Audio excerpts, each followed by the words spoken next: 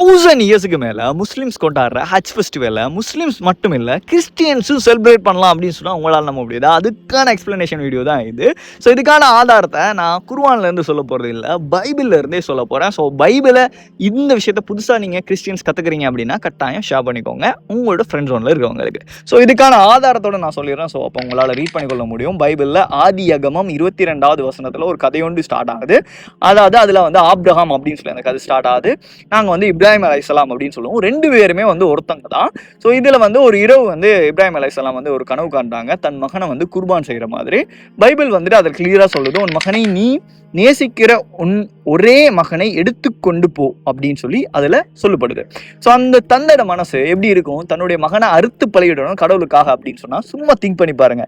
இப்ராஹிம் அலைஹிஸ்ஸலாம் தன்னுடைய மகனை அழைச்சி இந்த விஷயத்த வந்து சொல்றாங்க, அப்பா கடவுள் வந்து சொன்னதை நீங்க செய்யுங்க அப்படின்னு சொல்லி அந்த மகன் வந்து சொல்றாரு. அவர தியாகம் எந்த அளவுக்கு இருக்கும், அந்த மகனுக்கு எப்படி இருக்கும், நம்மளோட தலையை அறுக்க போறாங்க, இருந்தாலும் கடவுள் சொன்னதை நீங்க பண்ணுங்க அப்படின்னு சொல்லி தன்னுடைய அப்பாவுக்கு வந்து பர்மிஷன் கொடுக்காரு. ஸோ வாழை தூக்கின உடனே வாரத்துல இருந்து ஒரு குரல் கேட்குது, நிறுத்து உன் நம்பிக்கையை நான் பார்த்தேன் அப்படின்னு சொல்லி பைபிள்ல அதே வசனம் இருக்குது. இதே வசனம் குர்ஆன்ல இருக்குது. சாப்டர் 37ல 102வது வசனத்துல ஆரம்பிச்சு 107வது வசனம் வரையும் இதே வசனம் இருக்குது. ஸோ அதுல வந்து என்ன இருக்குது அப்படின்னா, நாங்கள் ஹஜ் பண்டிகையை ஆடு குர்பானி கொடுக்கிறோம் இந்த தியாகத்தை நினைவு கூறுவதற்காக. அதாவது ஹஜ் ஃபெஸ்டிவலை செலிப்ரேட் பண்ணுறதுக்கான ரீசனே வந்து இப்ராஹிம் அலைஹிஸ்ஸலாத்தோட தியாகத்தை நினைவு கூறுறதுக்காக தான் முஸ்லீம்ஸ் எல்லாருமே வந்து 1000 வருஷத்துக்கு மேலே செலிப்ரேட் பண்ணிட்டு இருக்காங்க. இதே விஷயத்த பைபிளும் சொல்லுது.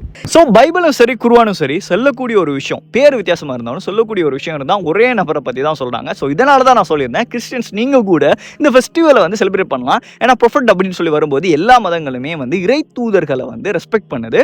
ஸோ அதில் மென்ஷன் பண்ண ஒரு இறை தூதர செயலை தான் முஸ்லீம்ஸ் எல்லாரும் செலிப்ரேட் பண்ணாங்க. அஃப்கோர்ஸ் கிறிஸ்டியன்ஸும் செலிப்ரேட் பண்ணலாம், தாராளமாக செலிப்ரேட் பண்ணலாம். ஸோ இந்த விஷயத்தை நீங்கள் புதுசாக கேள்விப்பட்டிருக்கீங்க அப்படின்னா கமெண்ட்ல சொல்லுங்கள், உங்களோட ஃப்ரெண்ட்ஸ் அண்ட் ஃபேமிலிக்கு ஷேர் பண்ணிக்கோங்க. தேங்க்யூ.